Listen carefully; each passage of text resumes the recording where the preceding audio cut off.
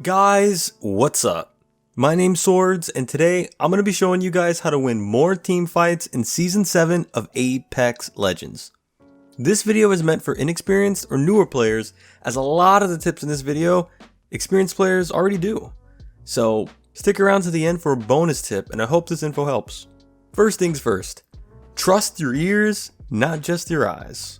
Things can get chaotic very quickly in Apex, and if you're not careful, an enemy can run up behind you or on your flank without you expecting it. So, the best thing you can do in a fight is be mindful of your surroundings and listen out for enemy footsteps.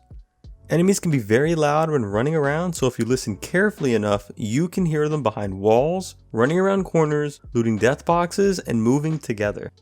Being able to expect an enemy will prepare you for many scenarios in your team fights. Secondly, breaking enemy shields means push. You guys need to know, when you break your opponent's shield, don't wait for them to peek you again, push them or advance. This is your opportunity to get the kill. When your opponent doesn't have shields and you do, that means you're much more likely to win that fight because you know they're below 100 HP. It's all a numbers game. Keep in thought what HP you have versus how much HP your opponent has, and you should come out on top when doing enough damage. Don't push recklessly. Always keep in mind where an enemy's teammates are, or you may push into a barrage of bullets. Third, split up team fights into short 1v1s.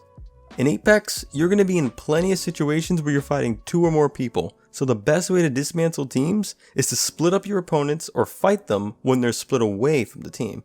Most of the time, if you're in the line of fire from at least 2 opponents, you're going to lose that because you're taking damage from at least 2 different sources. Never take those fights. Either escape or find a way to take them on one at a time. You can do this by breaking line of sight and peeking by cover or isolating enemies in rooms as they break away from their teammates. Next, let's talk about shield swapping. Believe it or not, I don't see this as much as you'd think. For my newer players out there, instead of healing your shield all the time in the middle of a team fight, try swapping out your shield for another one in a death box. If you didn't already know, when a player dies with their shield, they turn into a death box, but their shield also fully replenishes.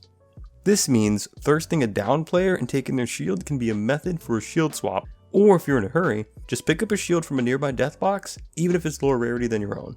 Yes, it's okay to swap out a red or purple shield for a blue if that means you'll get to live. Healing mid-fight.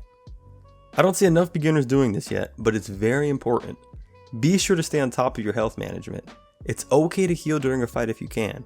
Doing this will prepare you for the next engagement with the enemy. So see if you can pop off that shield cell or shield battery before hopping back into the fight, because you can be sure your opponents are doing the same. Mobility. This is Apex Legends. If you want to be a legend, you need to move like one. That means sliding, jumping, climbing, all sorts of movement. Movement throws people off. Predictability leads to getting wrecked. Stay on the move, throw off your opponent, getting close, or get away fast. Try not to be slow or you're going to be holding yourself and your team back. I've dodged so many sniper shots by moving erratically or pushing quick and fast. If you're running an SMG or shotgun, get comfortable sliding and jumping to push your opponents. Both weapons at higher ranges, hold the opponent back as long as you can and force them to respect your position. Wombo combos. Apex is a lot like a hero shooter in many ways. Combining your abilities with your teammates not only leads to satisfying play, but also leads to team wipes, and this is the best season for it. With Horizon's new ultimate ability Black Hole, getting team wipes has never been easier. As the device pulls in nearby enemies, throw your grenades or use an offensive ability to damage opponents at the device, then finish them off with your weapons. I call this a Wombo combo, and you want to pull these off whenever you can. There are other ways to Wombo combo, so it's important to keep your mind open. Think about what your teammates trying to do, and be creative in utilizing your teammates' abilities for your advantage. Speaking of advantages, play your advantages.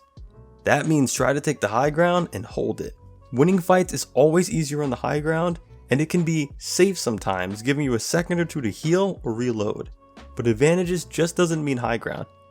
It can mean a number of things. Maybe it means the third party of the 2 teams fighting each other that are weak, or maybe using a digital threat to see through ping or smoke. Always try to maintain the upper hand on your enemies, because the moment you abandon your advantage for an easy kill or some loot, someone just might take it and put you at a disadvantage. I follow each of these tips on my Twitch streams where I interact, answer your questions, and play with you guys. Might be streaming now. Check me out. If you made it this far, that means you really want to see that bonus tip. So what is it? A warm-up exercise for your aim before you hop into your next match. Go on and enter the firing range. Pick up a R99, gold backpack, and plenty of ammo. You can mod the R99 if you want, completely up to you. Head over to this spot and take note of the 2 moving targets to the left and right. Damage each one until you do at least 200 damage without missing a shot on both targets twice. After you've done that, turn around and stand on top of this spire. Do the same thing again, but from this distance. This will help your aim in-game phenomenally because you're trying to reach 200 damage at a farther range and you're conditioning yourself to make more shots. After you've done damage to both twice for 200, you can load into another game or pick up another gun and try again. I hope this helps. Head on out there and kick it to them. You guys take it easy and peace out.